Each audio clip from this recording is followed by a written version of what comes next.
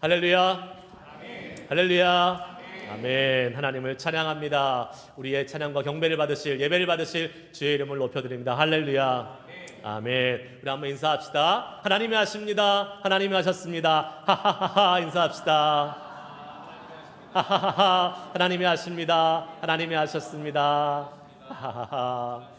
예. 아멘이시죠?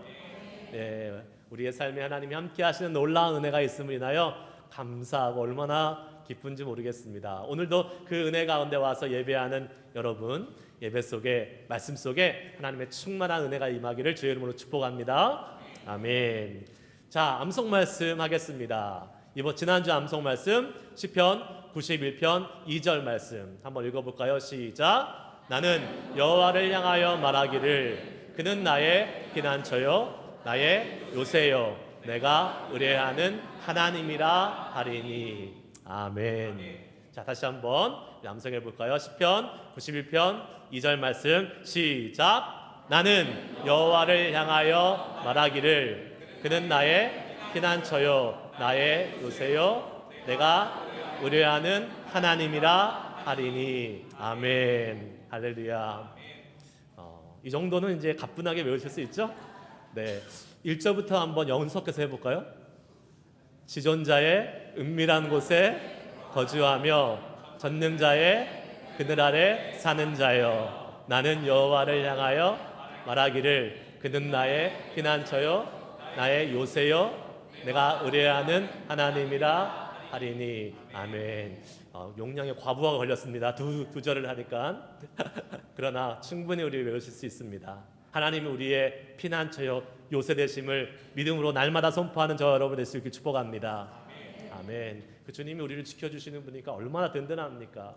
전능하신 하나님, 정말로 광대하고 위대하신 하나님이 우리의 삶을 지키시고 인도하시는 요새와 같은 안전한 곳이 됨을 믿습니다. 아멘. 아멘. 계속해서 하나님의 말씀 암송해 가는 우리들이 되기 원하고요. 이번 주 암송 말씀 보겠습니다. 3절 말씀입니다. 시작. 이는 그가 너를 새 사냥꾼의 올무에서와 심한 전염병에서 건지실 것임이로다. 아멘. 하나님이 우리를 지키십니다. 하나님이 우리의 올무와 전염병에서 건지시고 지키시는 정말 좋으신 하나님, 그 주님을 신뢰하며 믿음으로 나아갈 수 있는 우리의 삶이 되기를 축복합니다. 아멘. 자, 오늘 말씀 제목 한번 따라해 봅시다. 나를 뛰어넘는 회개. 나를 뛰어넘는 회개. 2016년 너무 많이 갔어요. 2016년에 인도의 델리에서 있었던 한 사건을 소개합니다. 델리를 부끄럽게 했던 90분이라는 그러한 기사를 접한 적이 있어요. 인구가 많기로 유명한 이 인도의 수도 뉴델리에서 도로 한쪽을 걸어가던 한 남자가 화물차에 쳐서 쓰러져 있었습니다. 운전자가 잠시 내려서 그 사고를 당한 그 사람 피해자를 살펴보더니 그냥 바로 도망가 버렸습니다. 도로를 지나가던 많은 차량이 있었겠지요. 또 지나가던 많은 사람들도 있었습니다. 그런데 한 오토바이가 지나가다가 사람이 쓰러져 있는 것을 보고 그 사람을 향해서 나아갑니다. 그리고 잠시 후 인력군이 피해자를 발견하고 길을 멈춰서 그 피해자에게 또 갔습니다. 그런데 이 인력군이 그 피해자를 도와주러 간 것이 아니라 그 피해자의 몸에 있던 핸드폰이나 소지품을 가지고 도망가 버렸습니다. 그렇게 그 사람은 90분 동안 그 길에 방치가 되어 있었다고 해요. 그리고 결국은 숨을 거두게 됩니다. 90분 동안 방치되어 있는 동안 그 길을 지나갔던 차량은 무려 400여 대가 되었고 지나갔던 행인은 40명이 넘는 그런 많은 사람들이 그 주변을 지나갔지만 아무도 관심을 두지 않았다고 합니다. 비슷한 시기에 비슷한 일이 한국에서도 벌어졌습니다. 밤샘 근무를 마치고 퇴근하던 한 경비원이 도로에 심근경색으로 쓰러졌어요. 15분 동안 쓰러져 있었습니다. 그런데 아무도 그를 도와주지 않았습니다. 역시 15분 동안 수많은 사람들이 그 옆을 지나갔어요. 차량도 지나가고 사람도 지나갔는데 아무도 그에게 관심을 두지 않았습니다. 결국은 그 사람도 숨을 거두고 말았습니다. 여러분, 이 시대를 살아가는 우리들 현대인들이요, 얼마나 다른 사람에 대해서 관심을 갖지 않는지, 또 나만 생각하고 있는지, 현대를 살아가고 있는 개인의 이기주의를 잘 보여주고 있는 그러한 사건이라고 생각이 됩니다. 신앙인은 어떨까요? 여러분은 어떠세요? 세상 사람들은 그렇다 치더라도 신앙인은 과연 어떨까요? 누가복음 10장에 보면 신앙인도 별 다를 것이 없다는 것을 우리에게 보여줍니다. 누가복음 10장에 선한 사마리아의 비유, 여러분 아마 다 아시는 비유일 거예요. 한 사람이 예루살렘에서 여리고로 내려가고 있었는데 강도를 만나지요. 그래서 많이 맞고 모든 것을 빼앗기고 거의 반쯤 죽은 채로 길에 쓰러지게 되었습니다. 그런데 그 옆을 지나가는 사람이 처음에 누가 지나가요? 제사장이 지나갑니다. 그리고 그 다음에 레위인도 지나갑니다. 그런데 이 사람이 도와줘요, 안 도와줘요? 안 도와줍니다. 그냥 지나가는 것을 보게 돼요. 당시에 정말 신앙적으로 존경받고 믿음이 좋다라고 인정받는 사람들이었는데 이 사람들이 그냥 못 본 채 하고 지나가고 맙니다. 그런데 누가 도와줍니까? 사마리아, 오직 사마리아 한 사람, 이 무명의 사마리아 한 사람을 통해서 그 사람이 도움을 받고 목숨을 건지게 되는 것을 보게 되지요.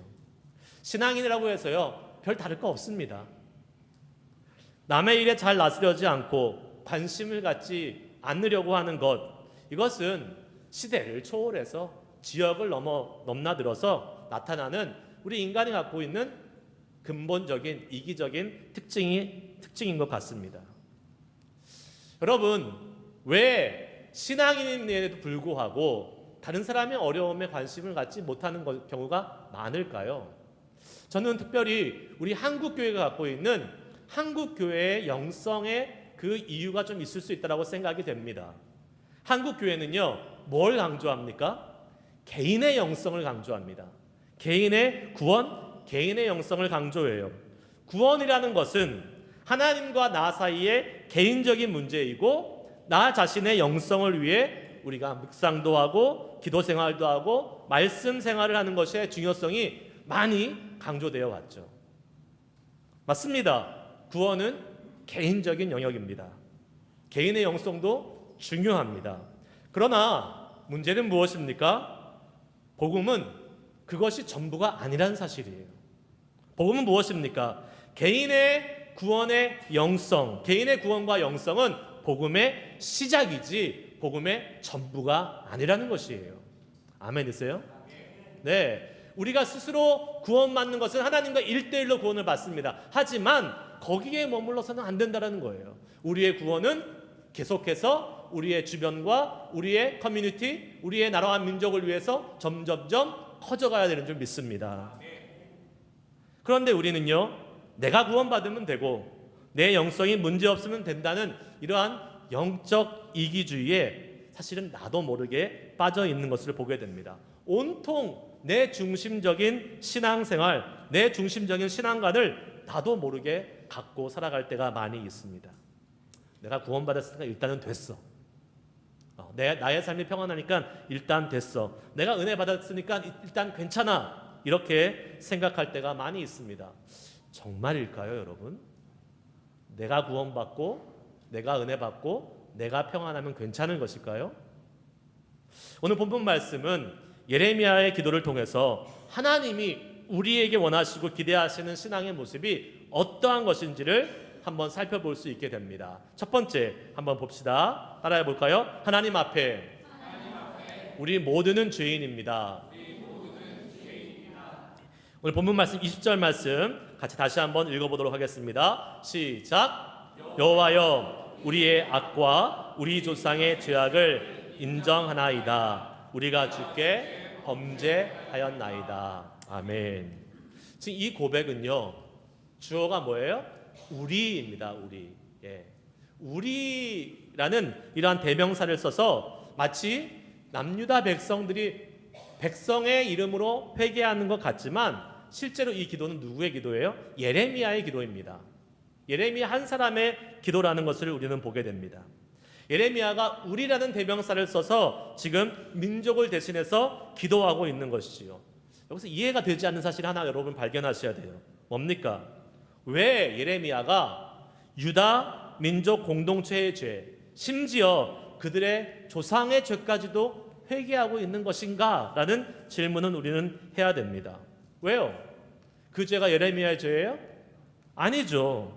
자기가 지은 죄도 아닌데 왜 그 민족의 죄, 그 조상들의 죄까지도 예레미야가 회개하고 있는 것일까? 우리는 사실 이해가 잘 되지 않습니다. 오히려 그거는 좀 페어하지 못한 것 같은데, 공평하지 못한 것 같은데, 죄 짓는 사람 따로 있고 죄를 회개하는 사람 따로 있는 것인가? 라고 우리는 생각하기 쉽습니다. 그런데 여러분 한번 잘 생각해 보세요. 이렇게 죄 짓는 사람 따로 있고 죄를 회개하는 사람 따로 있는가? 이렇게 생각하는 사람들의 공통적인 특징이 하나 있습니다. 뭐예요? 나는 저런 죄를 짓지 않아. 네. 나는 저렇게 죄를 짓고 있는 많은 사람들과는 나는 다른 사람이야. 다른 말로 하면 나는 죄인이 아니라 의인이야. 그렇기 때문에 나는 대신 죄를 회개할 필요가 없어 라고 생각한다는 것입니다. 여러분, 그런데 에스겔 21장 3절 4절 말씀에 보면 이런 말씀이 나와 있는 걸 보게 돼요. 한번 우리 읽어볼까요? 시작. 이스라엘 땅에 이르기를 여호와의 말씀에 내가 너를 대적하여 내 칼을 칼집에서 빼어 의인과 악인을 내게서 끊을지라. 내가 의인과 악인을 내게서 끊을 터이므로 내 칼을 칼집에서 빼어 모든 육체를 남에서 두까지 치리니. 아멘. 하나님께서 지금 뭐라고 말씀하세요? 의인과 악인을 동시에 칼로 치겠다라고 말씀하고 계십니다. 아니, 악인이 칼로 치임을 받고 심판을 받으면 이해가 되는데 의인도 같이 함께 칼로 치임을 받아 심판받는다? 이해가 되세요, 여러분? 안 되죠. 이해가 안 됩니다. 공평하고 정의로우신 하나님인데 과연 아무 죄가 없는 의인들을 악인과 같이 심판하시는 것, 의인들이 심판받아야 되는 것을 만든가라는 질문을 우리는 할 수 있는 것이죠. 그러나 여러분, 여기서 우리가 잘 생각해 봐야 될 것이 하나 있습니다. 과연 하나님 앞에 우리 사람이 의인이 있을 수 있는가라는 것입니다. 하나님이 우리를 의롭다 인정해 주셔서 의롭다 여김을 받는 것이지, 우리는 하나님 앞에서 아무도 의인이라고 내세울 수 있는 사람이 없는 것입니다. 물론 여러분, 사람들의 눈에는요, 어떤 사람이 조금은 더 선하고 조금은 더 좋고 조금은 더 의로울 수 있을 것입니다. 누구예요? 우리 눈에, 사람들의 눈에 보기에는 그럴 수 있다라는 거예요.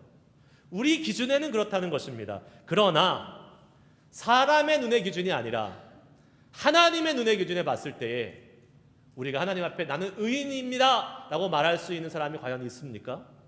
의인은 없나니 하나도 없다라고 성경은 말씀하고 있지 않습니까? 하나님 앞에서 우리는 모두 죄로 인해 자격 미달인 사람임을 부인할 수 없습니다. 즉 모든 사람은요, 본질적으로 하나님의 심판을 누구도 피할 수 없는 존재라는 것이에요. 나는 의로운 사람인데, 나는 죄가 없는 사람인데 왜 나는 심판을 당하느냐, 왜 내가 심판을 당해야 돼요? 라고 주장할 수 있는 사람은 사실 아무도 없는 것입니다. 이미 그렇게 자기가 의롭다고 생각하고 있는 사람은 결코 의로운 사람이 될 수 없는 거예요. 만일 조금이라도 하나님의 의에 가깝게 사는 사람이라면 죄가 가득한 이 땅, 죄가 가득한 우리의 모습들을 보면서 아파하고 슬퍼하면서 이 나라, 이 민족, 죄가 가득한 이 땅을 향해서 그리스도의 사명을 감당하지 못하고 있는 것에 대해서 슬퍼하며 탄식하는 회개의 고백이 있어야 될 것입니다. 왜 나까지 심판받습니까? 이러한 고백 절대 할 수 없다라는 거예요. 여러분, 예레미야가 하나님의 뜻을 감당하니까 예레미야가 의인입니까? 아닙니다. 예레미야도 죄인 중에 하나입니다. 우리 눈에 볼 때 그게 그 사람이 하나님의 말씀을 대언하는 예언자로서 보이니까 의인처럼 보일지 몰라도, 그러나 예레미야도 죄인이고요, 하나님의 구원의 손길이 필요한 사람임을 부인할 수 없는 것이죠. 왜 그렇습니까? 모든 사람은 본질적으로 죄인이기 때문에 그렇습니다. 그런 말 있잖아요, 여러분. 도토리 키재기. 도토리 키재기란 말 들어보셨죠? 뭡니까? 고만고만한 사람들이 자기가 잘났다고 서로 잘난 척하고 서로 자기가 다른 사람을 무시하는 것을 도토리 키재기라고 말을 사용합니다. 저는 유학을 왔을 때에 처음으로 그것을 좀 이렇게 좀 실감하며 느꼈던 적이 있어요. 우리 한국의 대한민국은 좁은 땅덩어리 위에서 이렇게 많은 사람들이 경쟁해야 되기 때문에 좋은 대학을 가는 것이 그들의 인생을 결정합니다. 그래서 한국은 정해져 있잖아요. 어떤 대학은 좋은 대학, 또 어떤 대학은 그냥 이름 없는 대학. 그래서 보통 우리가 어느 대학이 제일 좋아요? 서울대? 안 가보시는데 어떻게 잘하세요? 서울대, 연세대, 고려대, 스카이, 일명 스카이라는 대학을 아주 좋은 대학이라고 생각합니다. 그리고 그래서 이 좋은 대학 다니는 학생들은 어떻게 합니까? 학교 로고가 새겨진, 이름이 새겨진 티셔츠를 딱 입고 가고, 또 폴더에 그 학교 그 로고가 새겨진 거를 딱 해서 로고가 보이게, 바깥으로 이렇게 딱 보이게 이렇게 딱 차고 다니는 것을 보게 되지. 자부심이 있는 거예요. 나는 좋은 대학 다닌다. 그런데 여러분, 그게 얼마나 미련한 것인지 아십니까? 미국에 딱 나오는 순간 서울대든 고려대든 연세대든 어느 대학이든 다 똑같습니다. 몰라요, 사람들이. 아무도 몰라요. 미국에 나오는 순간 그냥 조그만 아시아에 있는 그냥 한 대학에서 다 온 사람들이에요. 실감이 안 나시죠, 여러분? 네, 정말 그렇습니다. 그렇게 중요하지 않아요. 다 거기서 거긴 거예요. 우리는요, 우리의 기준으로 누가 더 의롭고 누가 더 믿음이 좋은 것 같고 그렇게 판단하지만, 하나님 앞에서 볼 때는 뭐라고요? 도토리 키재기. 하나님 앞에 볼 때는요, 다 거기에요. 그러므로 우리가 믿음 좋다고요, 믿음이 좋은 것 같다고 절대 교만해서도 안 되고, 나는 다른 사람보다 더 의롭다고 내가 교만해서는 절대로 안 되는 것입니다. 그래서 사도 바울은 이렇게 고백하지 않습니까? 로마서 3장 9절 말씀입니다. 한번 읽겠습니다. 시작. 그러면 어떠하냐? 우리는 나으냐? 결코 아니라 유대인이나 헬라인이나 다 죄 아래 있다고 우리가 이미 선언하였느니라. 아멘. 당시 유대인들, 하나님의 선택받은 민족, 우리는 절대로 하나님이 지켜주시고 하나님께서 함께 하시니까 끄떡없어. 저 이방인들 무시했지 않습니까? 그러나 뭐라고 얘기해요? 유대인이나 헬라인이나 다 죄 아래 있다 라고 말씀하고 있습니다. 바울은 자신을 포함해서 이미 그리스도인이 되어 예수님을 따르는 믿음의 지체들에게 그들이 더 낫다라고 이야기할 수 없다라고, 그들이 더 선하다, 의롭다라고 이야기할 수 없다고 고백하고 있습니다. 왜요? 그 죄는 자신이 해결할 수 있는 것이 아니라 오직 예수님의 보혈을 믿는 자에게 선언하시는 하나님의 의롭다 하심을 입은 자들에게만 주어지는 은혜이기 때문인 줄 믿습니다. 내가 의로운 것이 아닙니다. 하나님이 의롭다고 여겨주는 것이에요. 그러므로 우리에게 필요한 것이 무엇입니까? 우리는 본질적으로 죄인입니다. 그러나 하나님의 은혜가 필요합니다. 하나님의 의로우심이 필요합니다.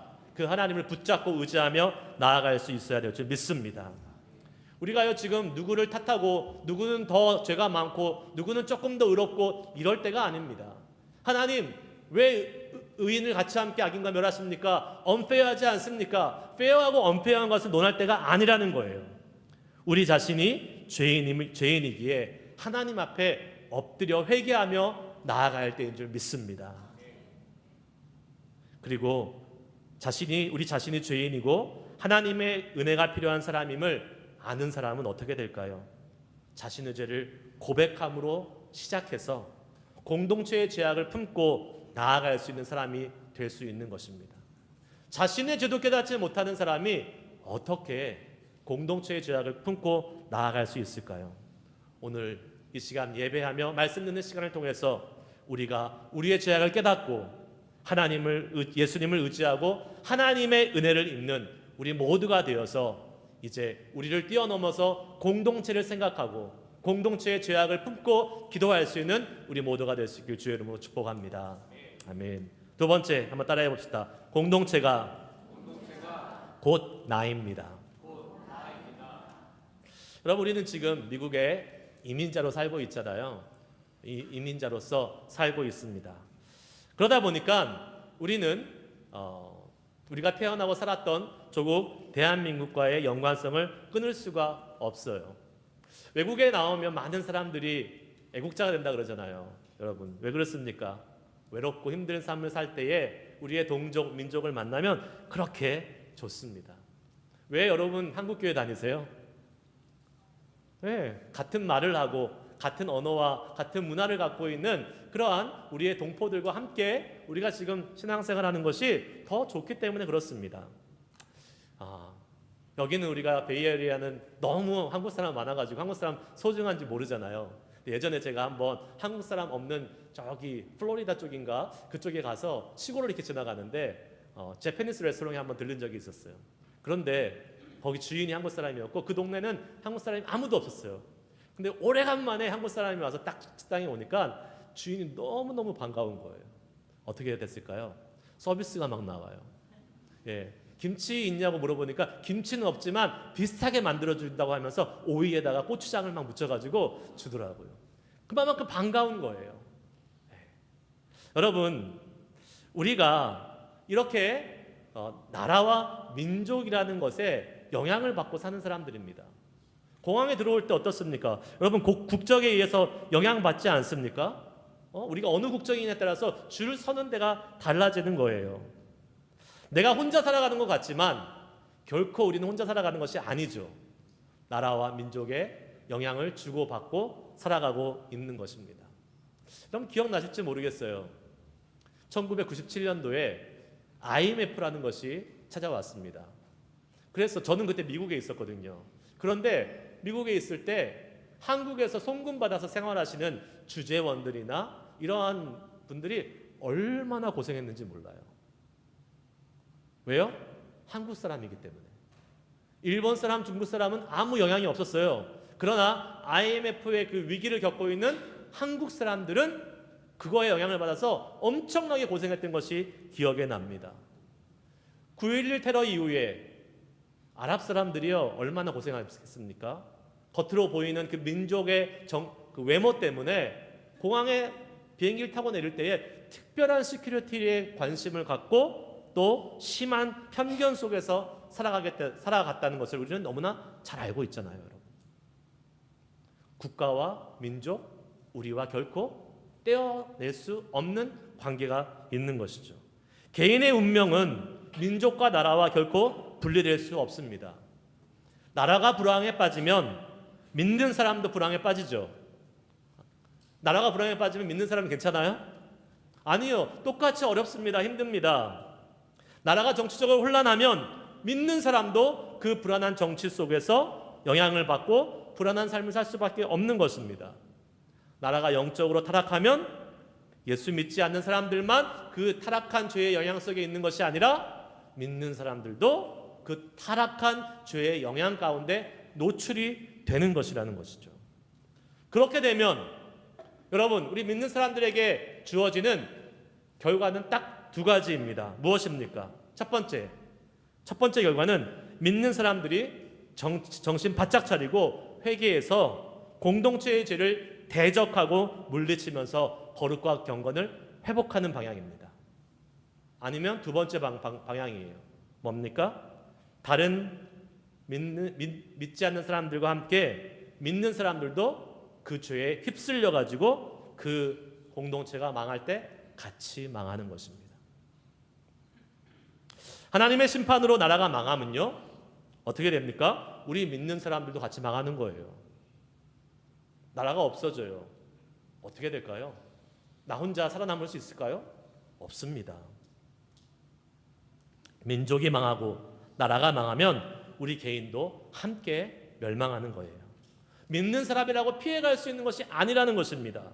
그래서 우리는요, 심각하게 이 문제를 생각해 봐야 될 것입니다. 무엇입니까?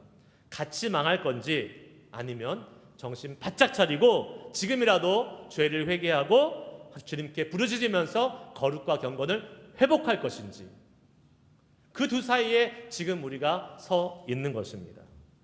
여러분, 우리가 사는 이 세대는요, 이 시대는, 이 나라는요, 하나님이 싫어하시는 죄악이 만연한 사회이고 시대이고 나라입니다.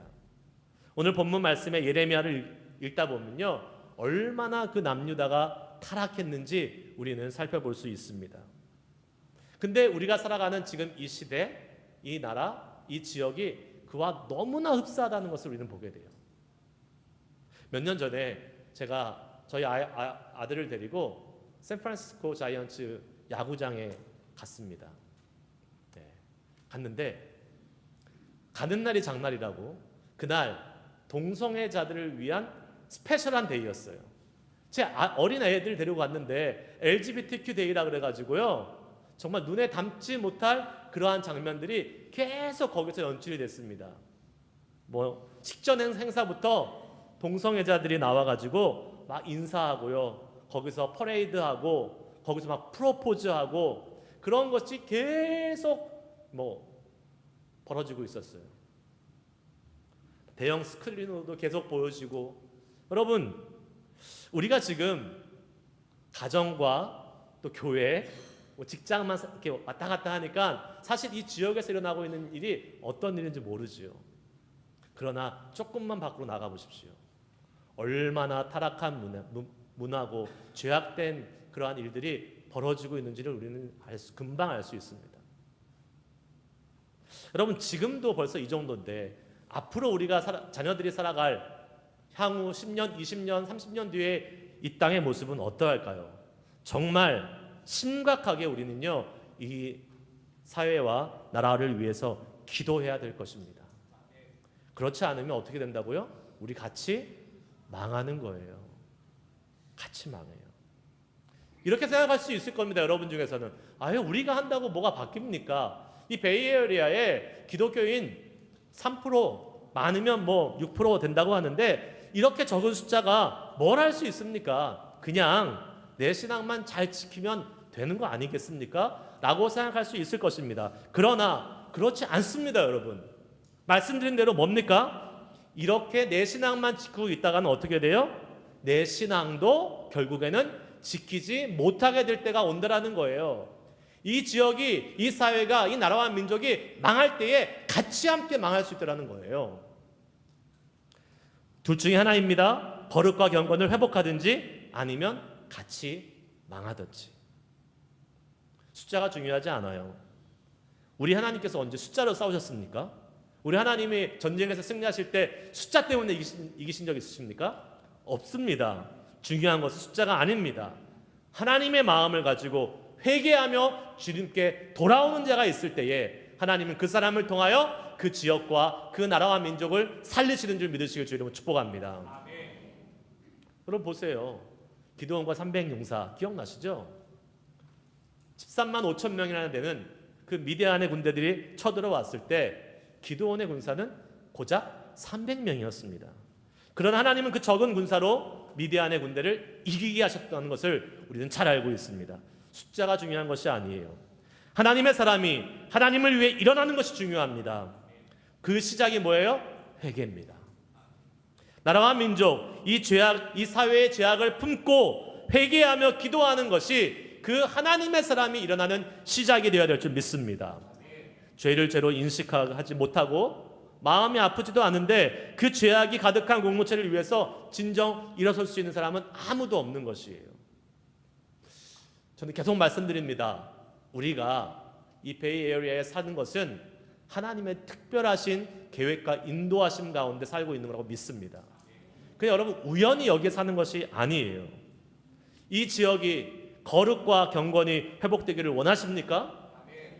크게 한번 아멘 해보세요. 거룩과 경건이 회복되기를 원하십니까? 네, 그렇습니다. 하나님은 그 사명을 우리에게 주셔서 우리가 지금 이곳에 살게 하신 거예요. 이 북가주 땅이 우리가 살아가는 땅입니다. 그리고 이 미국 땅이 우리가 살아가는 땅입니다. 그리고 우리 자녀들이 앞으로 살아가야 될 땅이에요. 또한 우리는 우리의 많은 그 가족들이 또 우리 조국 대한민국에 살고 있지 않습니까? 또 많은 연관성이 있지 않습니까? 그렇기 때문에 우리는요, 이 북가주와 미국, 대한민국을 위해서 기도하며 나아갈 수 있는 사람들이 되어야 될 것입니다. 이 나라와 민족을 위해서 기도해야 돼요. 무엇보다도 기도해야 될 것은 그곳에 있는 죄악을 위해서, 죄의 문화를 끊어버리기 위해서 회개하며 기도해야 될 줄 믿습니다. 그래서 저는 오늘 여러분들에게 우리가 바로 이 예레미야와 같이 민족을 위해서, 나라를 위해서, 공동체를 위해서 기도할 수 있는 한 사람이 되어주시기를 간절히 소망하며 축복하기를 원합니다. 매일같이 이 땅을 생각하고 나를 뛰어넘는 회개를 주님께 올려드릴 때에 주님은 분명 우리의 마음에 감동해 주실 거예요. 매일같이 이 땅의 마음을 품고 하나님의 마음을 품고 기도할 때에 나를 위해서 기도할 때보다 더 큰 하나님의 감동으로 하나님께서 우리의 마음에 그 하나님의 은혜를 부어주실 것입니다. 오늘부터라도 매일같이 나라와 민족을 위해서 함께 기도할 수 있는 저와 여러분이 될 수 있길 주의 이름으로 축복합니다. 말씀 마치기 원합니다. 21절 말씀 한번 읽고 오늘 말씀 마치겠습니다. 같이 읽습니다. 시작. 주의 이름을 위하여 보좌를 욕되게 마옵소서. 주께서 우리와 세우신 언약을 기억하시고 패하지 마옵소서. 아멘. 여러분, 이 예레미야의 기도가 우리의 기도가 되기를 소망합니다.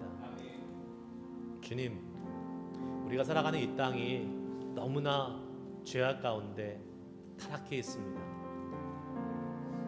하나님의 거룩함이 무너져 있습니다.